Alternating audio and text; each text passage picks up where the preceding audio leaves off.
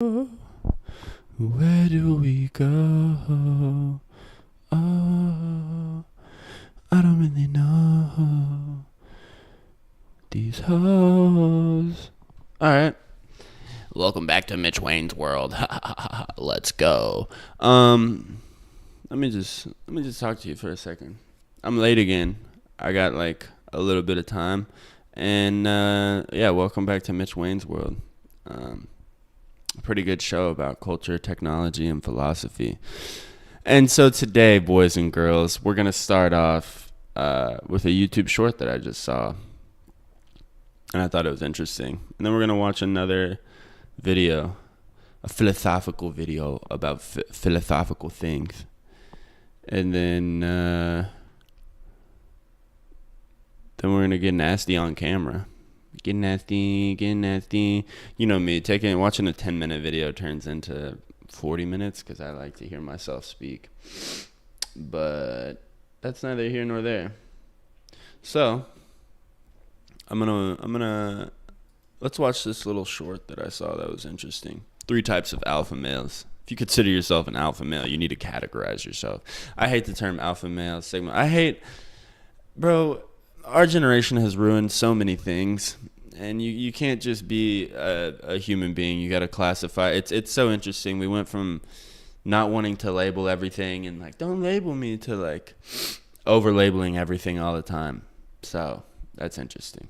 But 3 types of alpha males. Nietzsche says there are 3 types of alpha males. The first is the camel, the second is the lion, and the third is the child. To Nietzsche, the camel is the lowest of these 3, because what the camel is good at, it's able to support the worries of the world on its shoulders, and has the strength to continue forward in spite of it. But to Nietzsche, the lion reigns supreme over the camel, because the lion is able to cast off the weight of the world. The lion is able to go out into reality and take what is his. But in order to go from camel to lion, a man must individuate. He must not simply be able to suffer. He must be able to take that suffering and to create a better life for himself as a result of it. But then the level which reigns supreme over the others is the level of the child. This is achieved once the lion has gone out into the world and accomplished what he wants to accomplish for himself simply because he can. The child has no judgment, has no worries, and is able to play with the world around him with an innocence that allows him to behave outside of the binds of good and evil, because children don't view the world through the lens of morality. They view it through innocence. So the question that remains is this: are you a child, are you a lion, or are you a camel? Or are you a dirty little, Nietzsche says there are 3 types of alpha males. The first is the camel, hey, the bro. second is the lion. Ugh! Damn. Fuck. I think the better question is, are you a camel? Are you a lion? Are you a child? Or are you just a silly boy? No, I think that is a really interesting concept. I've never heard that from Nietzsche. Friedrich Nietzsche is a German philosopher from Germany. No, he's from the Weimar Republic, which was Germany prior to World War, like basically collapsing after World War I. And something that I thought about that has probably been talked about by people a lot smarter and more historically accurate than I is the fact that a lot of these philosophers and stuff like that, and a lot of people that we have scientific and philosophical we still learn about today, especially when it comes to modern philosophy, is the Weimar Republic in Germany. Germany in the late 1800s, early 1900s was like a hotbed for intellectualism. And like, I have a lot of German family that comes from that moved here during, like, right before World War II, and worked a lot within the Weimar Republic. The crazy thing, the scary thing, the thing that I saw that I was like, is, I don't know if you guys know about Germany during the mid-1900s, early 1900s, but they waged a lot of war, and then they kind of did this thing called the Holocaust, where they committed all sorts of atrocities and, concentration camps. A lot of terrible, evil things. Try to take over the world. Modern, or I guess not modern now, but then modern Napoleon complex kind of things. Crazy, scary stuff.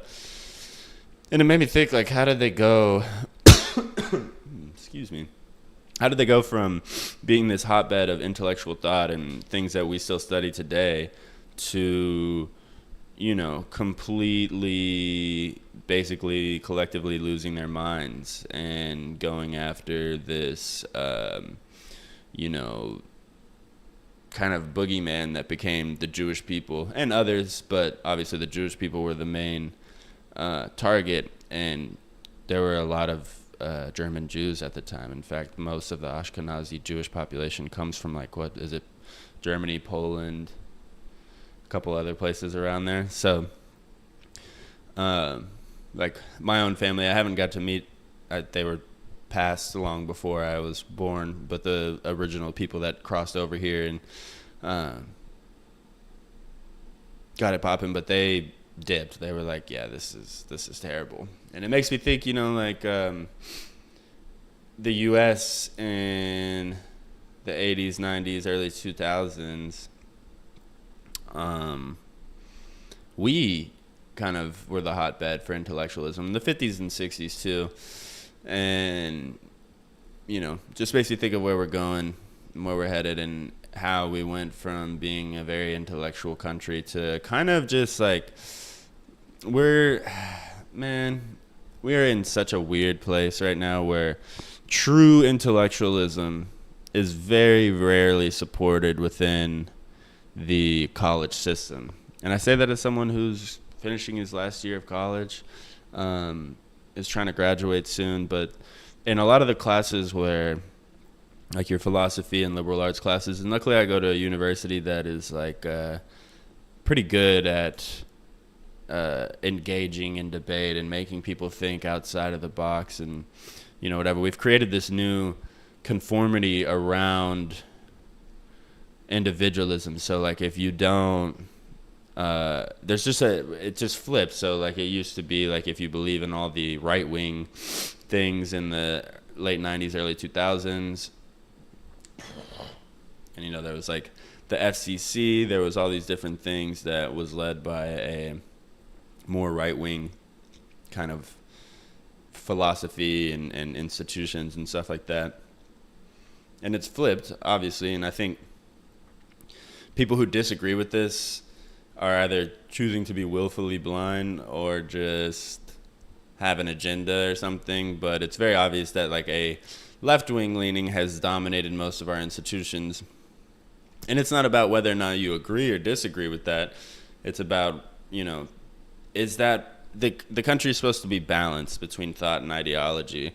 And a lot of people on both sides don't necessarily feel that way. They want their ideology to reign supreme and no one else to be able to challenge it, or if they do challenge it, to just, you know, shut them down in various ways.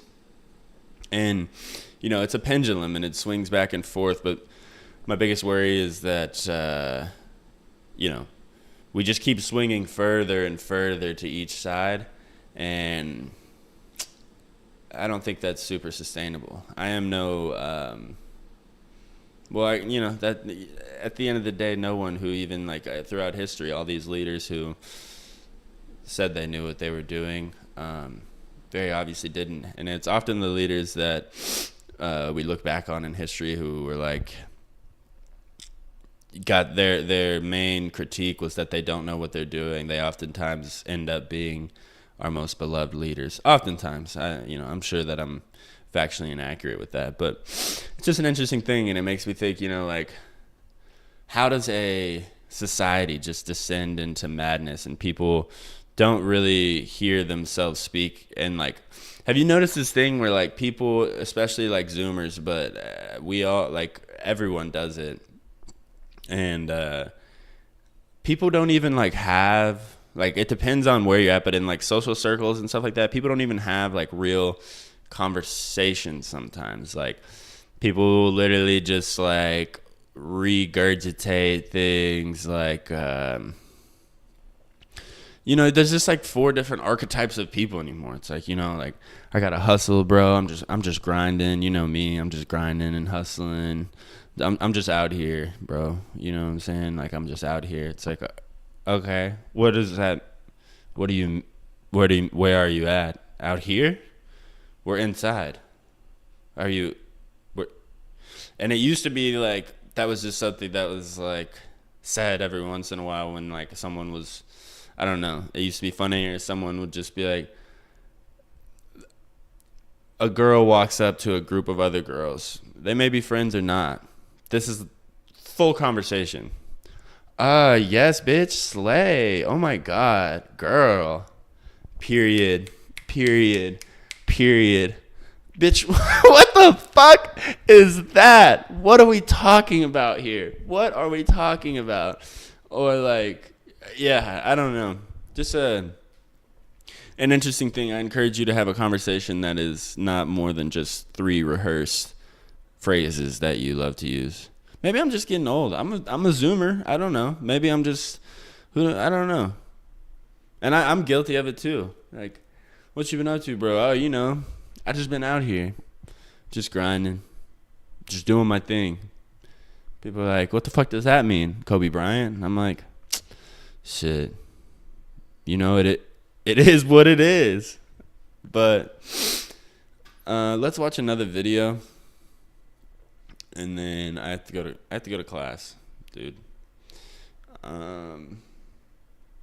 Okay, let's watch this one. Why your phone is making you sad. Just 15 years ago. Excuse me. I have to. All right. Why your phone is making you sad. ASAP Science. I love these videos. They've been killing it for so long. Only 20% of people access the internet from their phone. Now, it's up to 91%. Adults spend 11 hours per day interacting with media. 71% of people never turn off their phone. 31% of people admit to not being able to control their phone use, and 17.3% of parents spend more time on their phone than with their children. Our brains have not evolved to... That is scary. First of all, 31% admit to not being able to control their phone use. 31%, that's 30 out of every 100 people. It's more.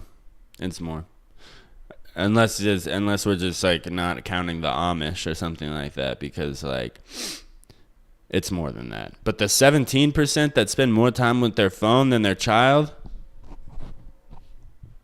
everything that I just said about how shit's weird and we don't have communication skills and all that, there you fucking go. There you go. 0.3% of parents spend more time on their phone than with their children. Our brains have not evolved to deal with these devices. The science behind why we are all so compulsively addicted to our phones is frickin' scary. So today, first up, we're going to explain the new research about how your phone is changing your brain, why it's making you more bored, sad, unable to focus, and why you can't go anywhere without it. Then we'll try to figure out if you are actually addicted to your phone clinically, and at the end of the episode, go over the top 3 best research-backed tips to decrease phone use and gain back control of your life. First up, what's your phone? Shit, all that in 9 minutes? Guys, we're in for a treat. We are in for a damn treat. What was I going to say? Oh, I'm studying human-computer interaction, which is like UX and UI design. So I'm about to figure out if I'm part of the problem or not. Well, I haven't graduated yet, so I may not be part of the problem. But it is really interesting how we're like, it started in Stanford, one of their like labs or whatever. But all this research on how to, get people addicted to their phones and stuff like that. And now a lot of it is pivoted to, okay, people are addicted to their phones. How do we make this addiction positive? I guess at least in my school. So, that's me. Phones doing to your brain. We've all heard of the neurotransmitter dopamine as that feel-good reward chemical in your brain, but it also plays a major role in motivating behavior. Genetically engineered mice, unable to make dopamine, will not even seek out food and starve to death when the food is placed just inches from their mouths. Dopamine is therefore important in our motivation to do evolutionarily beneficial behaviors like have sex, eat That's food, what I was gonna or say. have good social interactions with people. Also, Porn is ruining your dopamine receptors when it comes to having sex with the real people, men and women, but men mainly. Porn addiction is such a problem. And if you're wondering why you can't get your dick hard, it's probably because watching too much porn.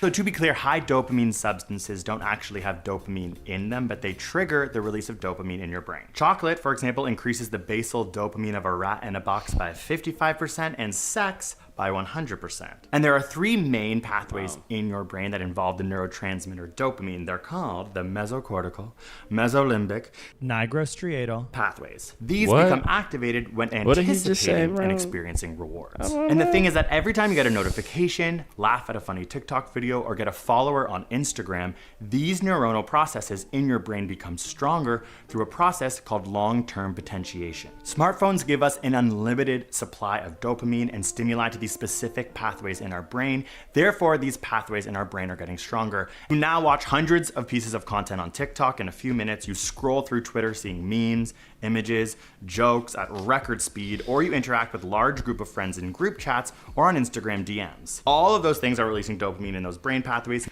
Bro, one of my great-grandfathers used to live on a hill in Kentucky.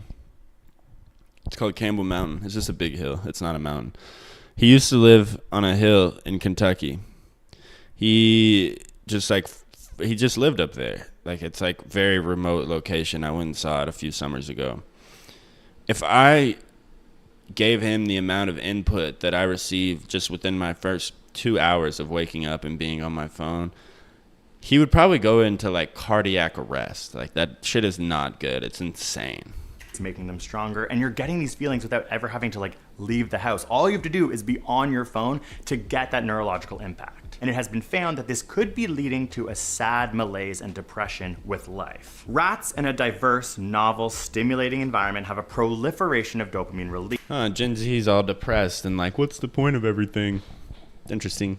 Compared to those who are in their same old lab cage. But if those same rats are pre-treated with a dopamine stimulant before entering this enriched novel environment, they fail to show the synaptic changes that happens with the novel stimulating environment. Because we're having constant dopamine hits from our phone, the novel aspects of our day-to-day life become less exciting. On top of it, new studies have found that these phones are decreasing our attention spans, making it harder for us to focus and harder for us to delay gratification. Known as delay discounting, people who use their phones more are more likely to think that the value of a reward goes down the longer you have to wait for it. The pursuit of constant pleasure can lead to anhedonia, the inability to feel pleasure of any kind. A study from 2 years ago found that young people who spend 7 hours or more a day interacting with their screens are twice as likely to be diagnosed with depression or anxiety than those who use screens more moderately. A 2008 my screen time is definitely 7 hours a day or more.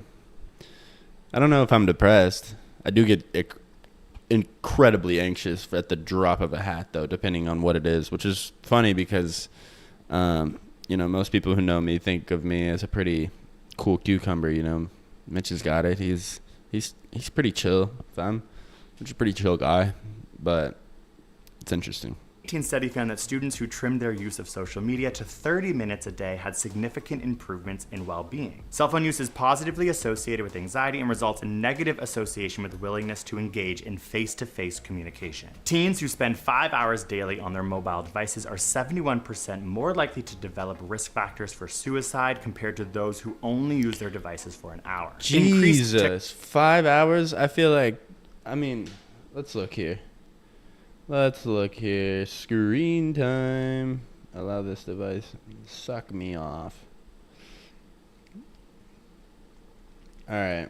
Daily average, 7.5 hours. Most days. That's interesting. The days that I'm not with my girlfriend, it's above 7.5. The days that I am, it's definitely far below 7.5. Shout out to the beautiful women in your life making you engage with the real world. Because otherwise, I'd be 71% more likely to commit suicide. Oh my God.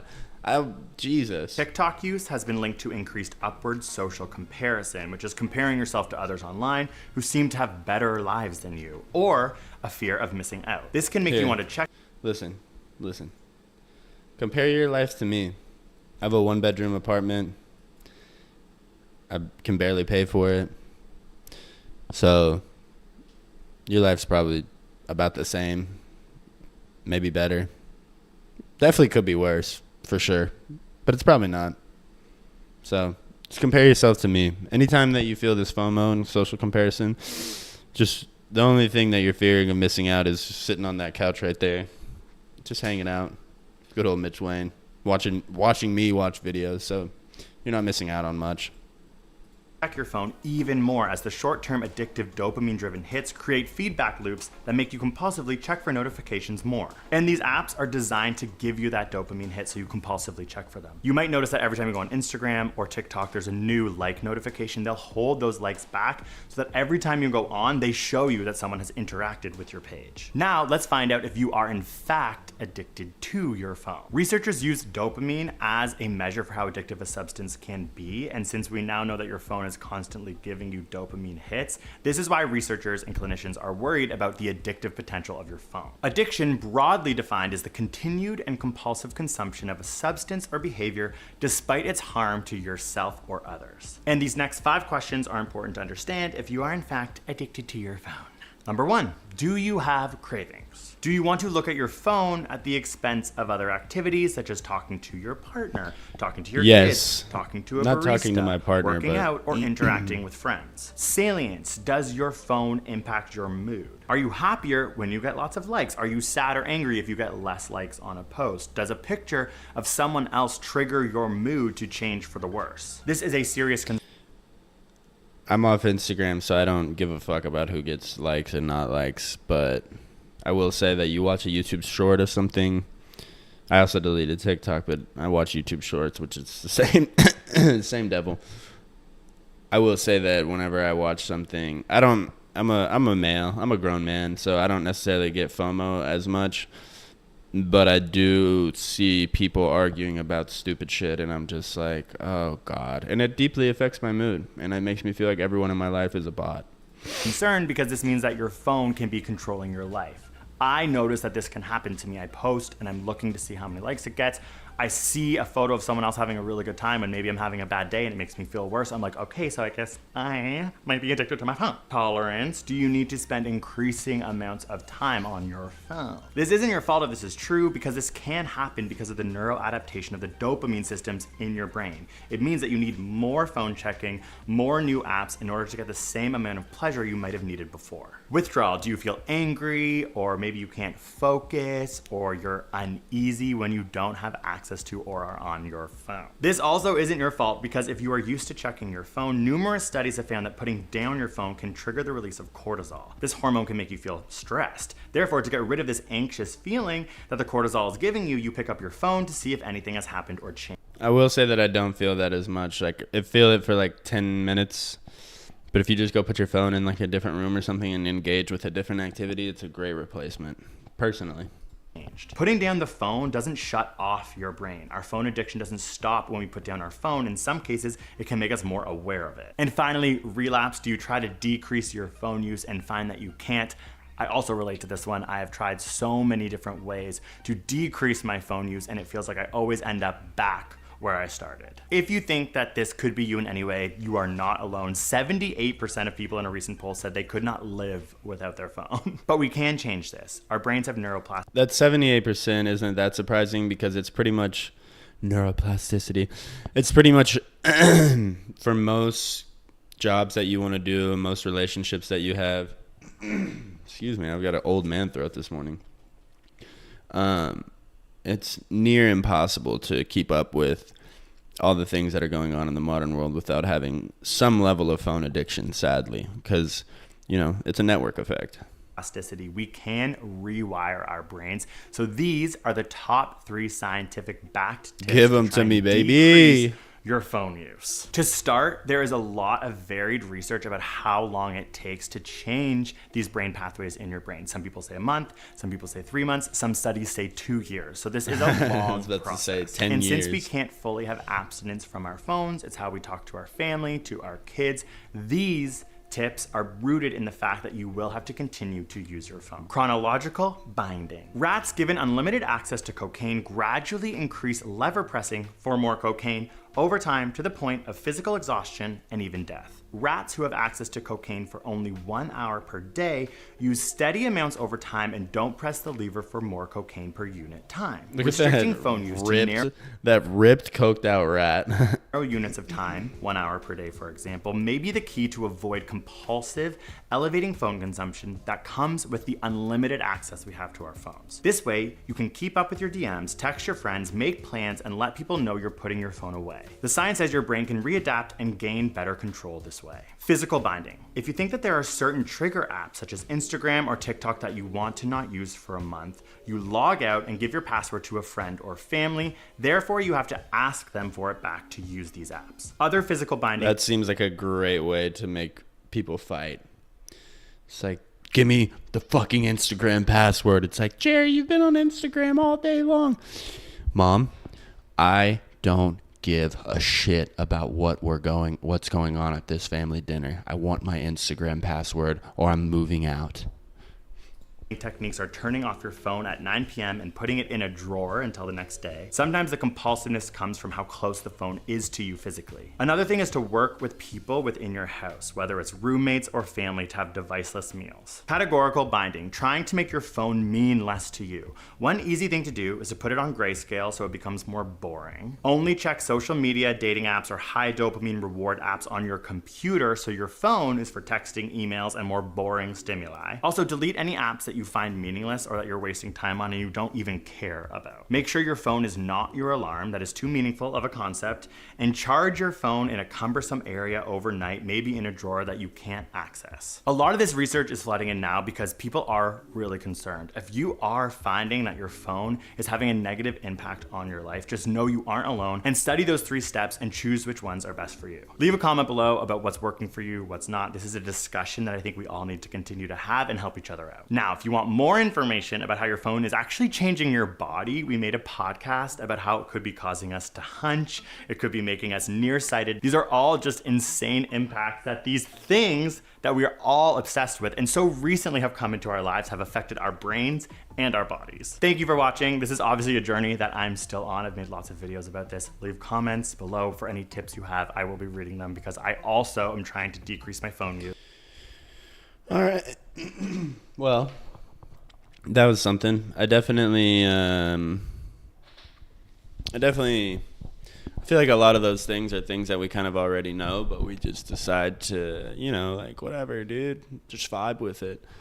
I definitely am going to be using my phone a lot less this morning. One of my best friends has started not using his phone in the morning for like an hour and a half or something like that, going for a walk, journaling, doing stuff like that. And that is been very helpful to him. There's been a couple times where I've done it throughout my life, but I just never seem to sustain it. And I guess maybe locking my phone or putting it in a different part of the apartment is a good thing to do. I also I think when me and my girlfriend started dating, I deleted Instagram, and so did she, because when you talk about healthy relationships and just a healthy relationship with yourself is what you need to have first, and then a healthy relationship with your partner. I did not have a healthy relationship with myself upon meeting my girlfriend. I didn't like hate myself or anything. I had a lot of toxic tendencies from growing up and, being Mitch Weezy the second. I am actually Mitch Weezy the second. But deleting Instagram, especially, it's not like we were both all over Instagram, just like we met through a dating app long before we even started dating. But those kind of things that, especially, probably from the age group of as the Instagram generation grows, the age continues to, whatever, but just posting pictures like that and looking for attention, whether it's not even sexually based, can provide such a uneasy footing for a relationship with yourself and then also a relationship with a romantic partner. And I know we live in a society where people are like, oh, don't be insecure, don't be this or that. And not everyone that's posting a lot on Instagram is posting like ridiculous things that are all thirst trappy and stuff like that. However, the massive amounts of attention that you get from other people purely based off of how you look and how they may feel about you, whether that's positive or negative, just can't be healthy. Like taking all that input in from other people, again, whether it's people who want to sleep with you, people who don't really care about you but have something to say about you, things like that. Just constantly being in that feedback loop, removing myself from that feedback loop. Like I said, I still watch hours of YouTube and YouTube shorts, but I try to put things into my brain and remind myself of things that, you know, make me happy and focus on the people within my life. I mean, a good example, this past year has been the year of like the red pill and the what is it called? What are they called? Just like the alpha male, you know, whatever, the Andrew Tates, the John Zarkas, which personally, like, I don't think was necessarily a bad thing. But you watch enough of that content, you watch Fresh and Fit, you watch stuff like that, and you're literally seeing, you know, this whole high value man, high value woman thing is just such a fucking stupid concept.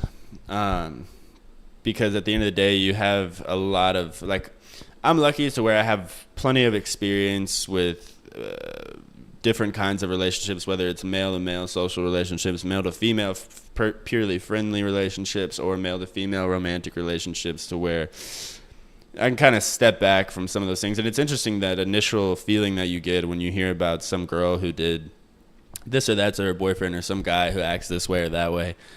Your initial reaction is like a lot of times like, ugh, yikes.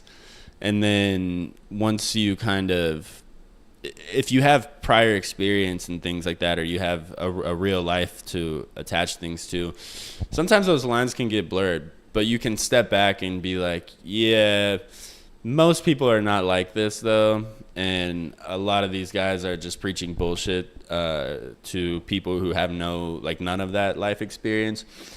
And, you know, that can be problematic, especially when we're talking about guys who don't have that. And I think about myself when I was 17, you know, this stuff, I'm 24 now. So a lot has happened in 7 years. And YouTube has been a part of my life ever since I was a little kid. But this kind of content and that kind of stuff can be super toxic. And if you're a 17-year-old and you don't have that experience, and maybe you have a bad experience with a guy or a girl, and they, you know, treat you poorly, they cheat on you, they do something terrible, they string you along, whatever, it can be really easy to just dive into the whole like women are this way, women are that way, and you know, women do it too, of the men are trash, this and that. And you know, when you think of it, if you remove all emotion from it, and you remove even some negative personal and positive personal experiences from it, and you just look at it in terms of a strategic way, men and women need each other at the end of the day. And there's a lot of people of the opposite sex, whether you're a male or a female, that feel the same way. And especially I think that there is kind of an awakening happening where a lot of people, especially my age, have kind of been like, you know, this a lot of this stuff doesn't fulfill me, and a lot of, you know, like hookup culture and things like that, they don't really fulfill you in a lot of different ways. And it's a lose-lose game, even for guys who are, you know, at the top of the dating pool and good looking and tall and make money and are charismatic and blah, blah, blah. It is so much more rewarding to put that into one person. You know what I mean? It's so much more rewarding to put all that energy into one person and to like kind of cultivate that kind of relationship and still be that person that is, you know, at the top of the dating pool, but finding another person who's in that same category and who you know, will treat as such and will treat you as such. Because again, when we, like, humans are designed for the most part to cultivate relationships like that. We're designed to be monogamous. And it's funny because I'm someone who, for a good majority of my life, did not feel that way. That's neither here nor there. But my advice and encouragement to you would be it's hard to just put the phone down. So when you do have the phone, put good things into your brain. Learn about stuff, learn about life, learn about principles and things that make you happy, and stay away from the tomfoolery, because there's a lot of people on the internet trying to direct your attention to there's a lot of unchecked mental illness. I'll just say that. There's a lot of unchecked mental illness, and those people are leading people down paths of other unchecked mental illnesses. I gotta go. Stay off your phone and have a great day.